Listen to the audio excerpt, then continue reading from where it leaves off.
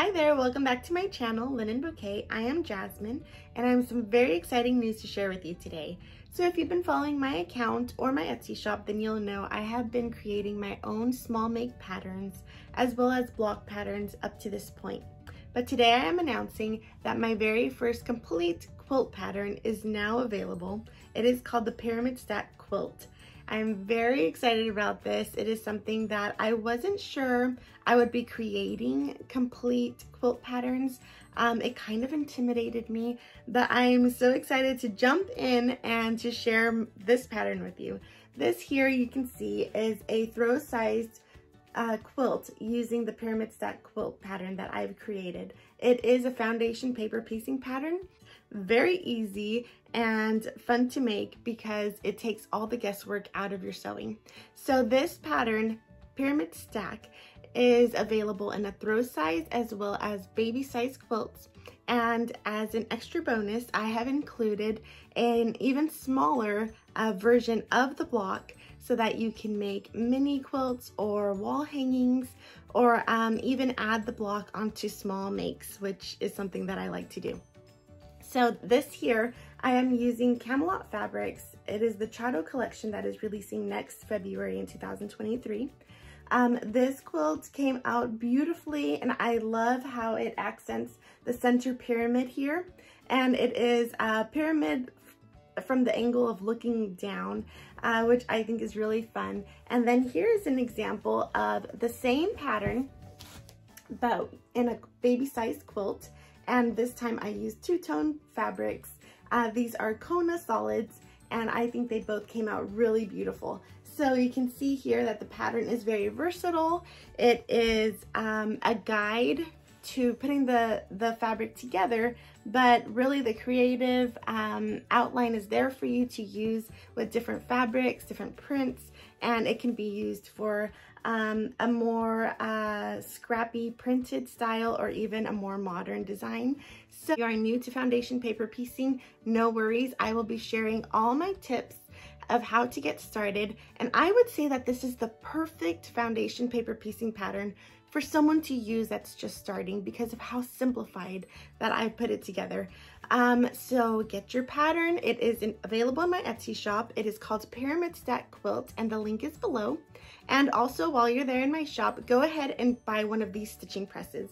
If you're not familiar, I do offer stitching presses. They are mini ironing boards that I use with all of my quilt making and paper piecing, fabric piecing. I keep this stitching press right next to my sewing machine, and it is the best press that I've ever gotten whenever putting fabric. Very solid mini ironing board because it is constructed with sturdy materials. All the heat does not go through the ironing board, but it comes right back up to your fabric so that you get the best press possible. Underneath there is this non-skid material, so it's not going to be sliding around on your tabletop. Your surfaces will be completely safe.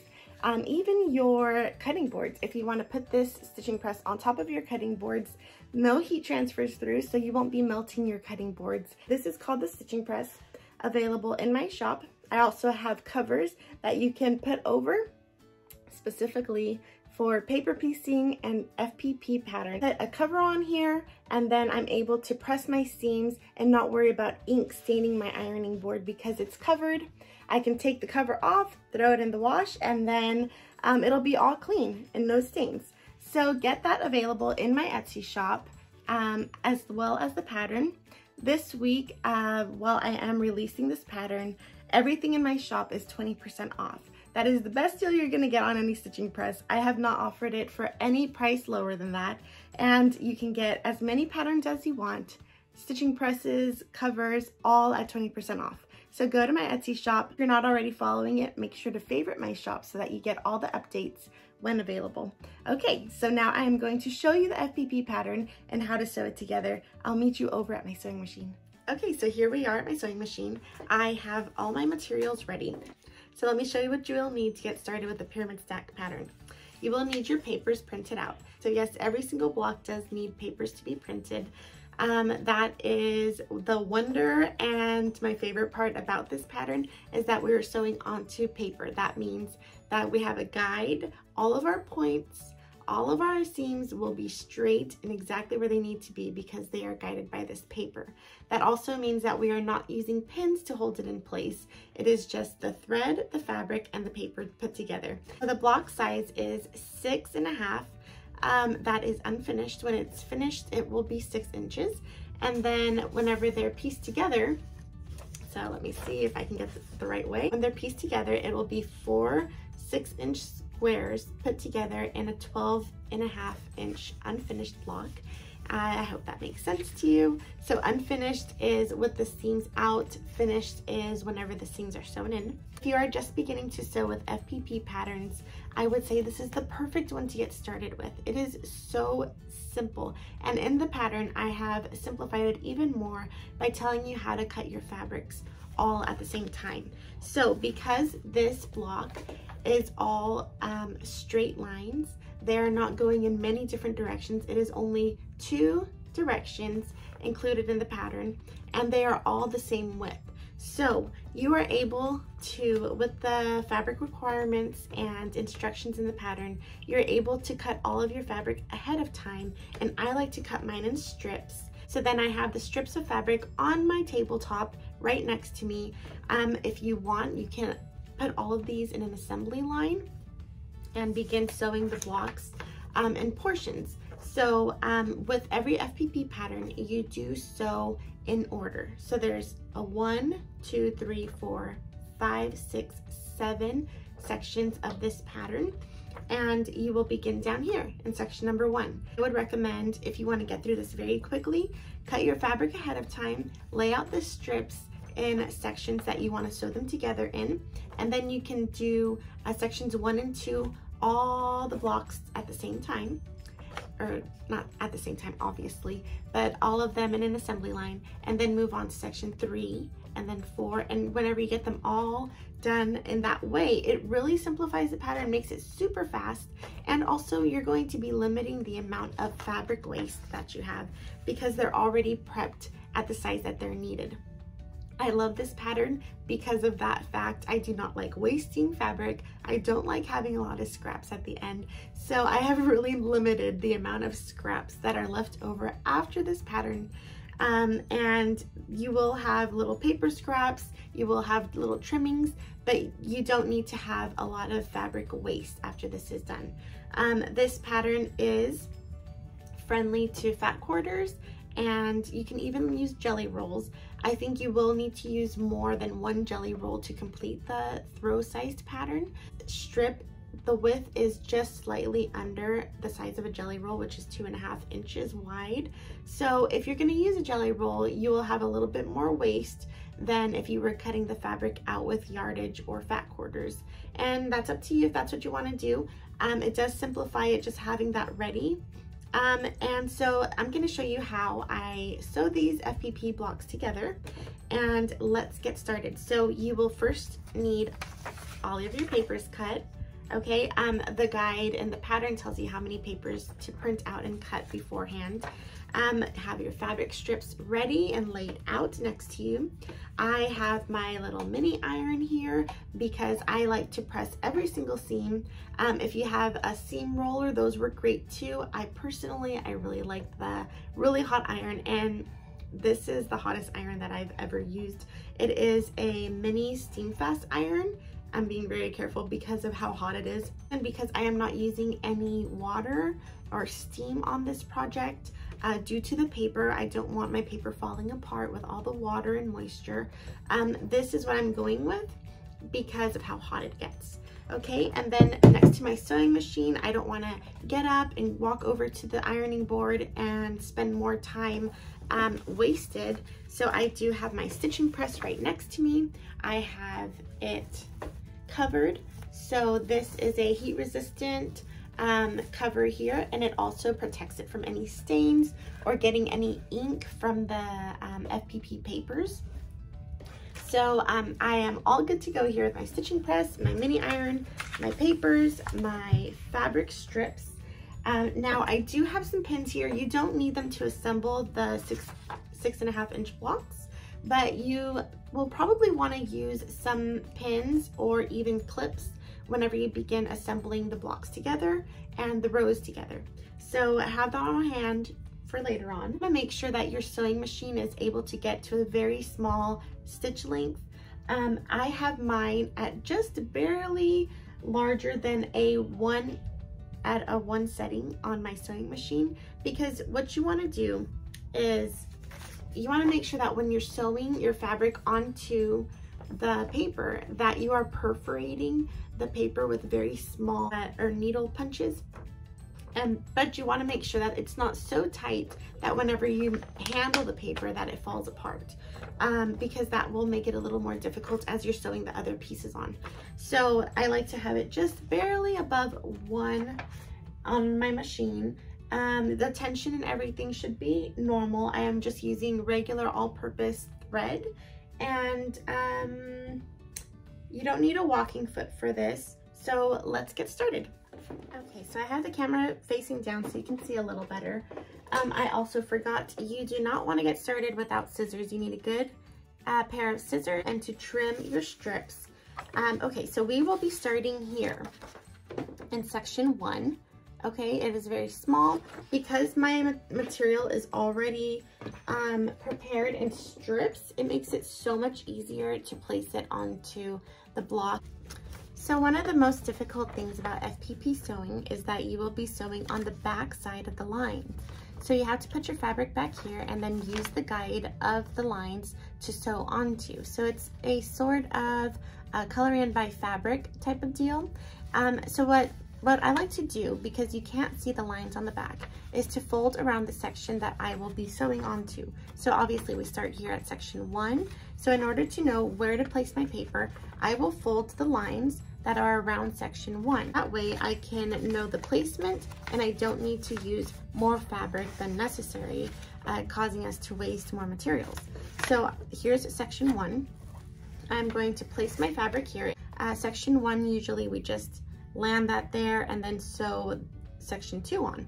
I like to have a little bit more security and keep it in place. So what I will do is around section 1, right outside of that section and here in the seam, I will put a little tack stitch to keep it in place. You're gonna keep your paper up, put it into the machine. So you are sewing right onto the printed side. Okay, so there's a small tack stitch there that is keeping my fabric in place, and now I know how much I can cut off. So I still have that fold line to help guide also. Can you see that? All right, so I will cut, not my paper, just my fabric. All right. And that limits the amount that I am wasting, and I can keep this next to. I am going to add this, my next strip, which is section number 2. And I'll speed this up. I just want to make sure that I explain the process with these first couple sections. Okay, so section 2, right here. Now I'm going to fold around section 2, this line and this line, so that I know where to put my fabric. If you have a light box, that is really helpful, or a window. Even the light of your sewing machine, that's going to help you. Now, every section besides section 1 will be put right sides of fabric together. So I am putting this over section 1, just like I would if I were sewing fabric pieces together with using pins. So now I'm gonna sew right here in between sections 1 and 2. I'm gonna sew right here on top, and then whenever I'm done, I'm going to press it open.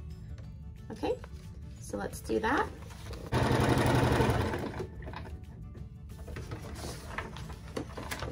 Okay, so I sewed right here in between 1 and 2.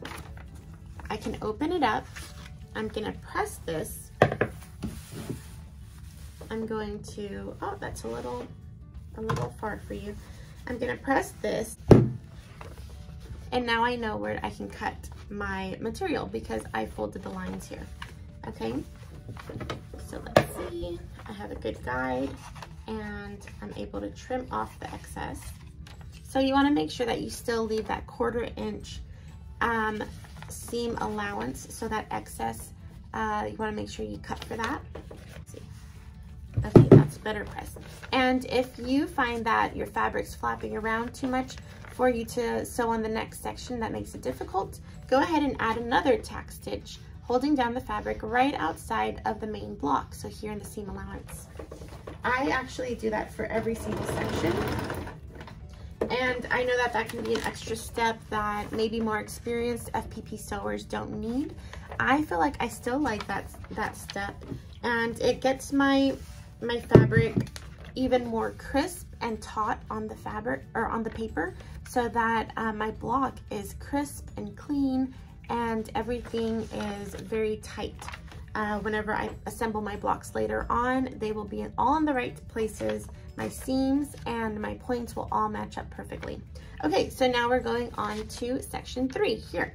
Again, I am folding on the lines and just giving me that really good guide that I need.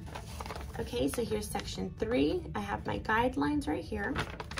I am going to alternate back and forth between the solid and the printed. So then I have my right sides of fabric together. Whenever I sew this on and flip it over, it is going to extend to cover that folded area. Okay, I hope that makes sense. If you are not quite understanding or you need a little bit more explanation, please tell me. I'm happy to go over more. And I can even answer questions on a live stream if needed. Okay. Now, if your machine cuts the thread for you, great. This specific one doesn't, and it kind of bothers me because I have all of this extra long thread hanging off of every project. It's not like my Juki, and my Juki machine is actually right behind me. I thought I was gonna have to take it in to get it serviced, and thankfully the next time I turned it on, it was just fine. It didn't need any servicing at all. Okay, there is that tack stitch. But since this machine's already out, I just decided to demonstrate on it. All right, so there I trimmed off the excess. Now that is 3 sections done. This is in place, and then I am going to sew on the 4th section. Now, I already have the guide on the back of where that 4th section is going to meet right here, and then it covers the entire top. So you do want to make sure that whenever you're sewing your fabric onto your FPP paper, that you are extending your fabric all the way to the end where that dashed line is, because that will be your seam allowance for your block assembly. Okay, so my next piece is here. Now, if you are liking this fabric, I'm not sponsored in any way. I did buy this fabric myself, but this is a really cute line that just released from Riley Blake. It is called, there's my fabric there. I'm gonna sew in between section 3 and 4. It is called Sweet Picnic by Riley Blake Designs. It is such a cute collection. Colors that I would not have mixed together, purple and red and yellow. But in this collection, they work so well together. And the designer, I don't remember her name, I'm sorry about that. But the designer did such a cute job. The illustrations, they're like a little bit bubbly, you can see right there. And they're just really sweet and simple, and they're all about picnics. So there's that gingham, there's the bites, the little picnic basket. Okay, so I have my fabric for section 4 here. I can see where I need to trim off the excess, and then, okay, and then this whole piece, unless you tack stitch it, it's just gonna hang off. So again, in the seam allowance, I am tacking that at the top. This really keeps all of your fabric so nice and neat, and you don't have to worry about accidentally, if you have sewn FPP patterns before. I'm sure this has happened to you. It's happened to me many times, where I lay down my paper to sew onto it, and then the fabric will fold underneath and I don't see it, obviously. So I will sew some of the pieces messed up or folded, or it just doesn't work out unless I have that tack stitch holding them up.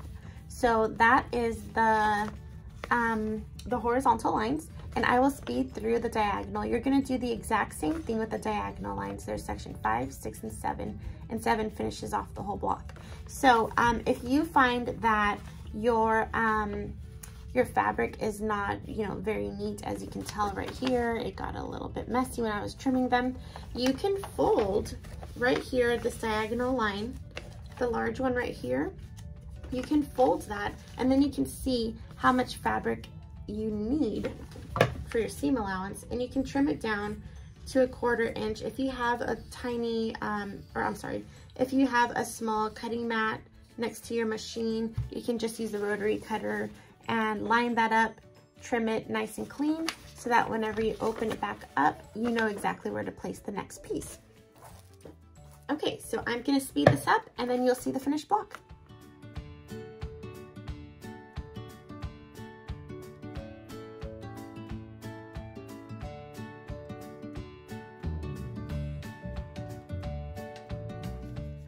Okay, so here's my finished block. You can see how quickly it came together. Of course, once you get a rhythm, it gets even faster. So once the block is all sewn together, I will get a cutting mat and a ruler with my rotary cutter, of course. Let me angle this down a little. So then you will use the guide of the solid line here. Line up your 1/4 inch seam, or your 1/4 inch measurement, and cut off the excess. So then you trim up all of your blocks very neatly, and this is going to help you whenever you begin to assemble the 4-piece blocks together to create that pyramid design. And that just makes it so much neater.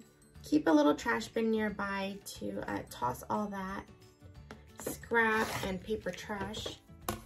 Okay, so that makes it very, The rotary cutter works great for cutting through paper, so you don't have to worry about the extra layer. And if you want, use a specific blade for it so you don't mess up your favorite blade, that works too. All right, so this is all nice and trim. It's very clean around the edges. As you can see, you trim down all 4 of your blocks, and then you're able to piece them together. Okay, so now that we have the blocks done, I have 4 blocks here that are all coordinating, and I can lay them out and decide where my placement's going to be. So here it is. Here's my placement for the 4 square block of the pyramid stack. Now, sorry, I'm trying to fiddle with this camera. So in order to sew these together, I do leave the papers on the blocks. And then I like to use that solid line as a guide. Of course, you don't need it. If you, at this point, want to rip off the papers because you find it easier to handle, that is perfectly fine and totally up to your own preference. I like to leave my papers on until I have the entire quilt top assembled. And that is just easier for me to always get those straight points without having to guess or align them. At this point, I will begin using pins. So you want to make sure you have a really strong, sturdy pin. And then I will, okay. Then I will pin just a few. You don't need a lot. Now, I do find that whenever I'm sewing with the papers on, that I have to guide my my blocks through a little bit more because of the paper. It just doesn't grip as well. The feed dogs underneath just don't grip as well. Okay, so I have this sewn right up here.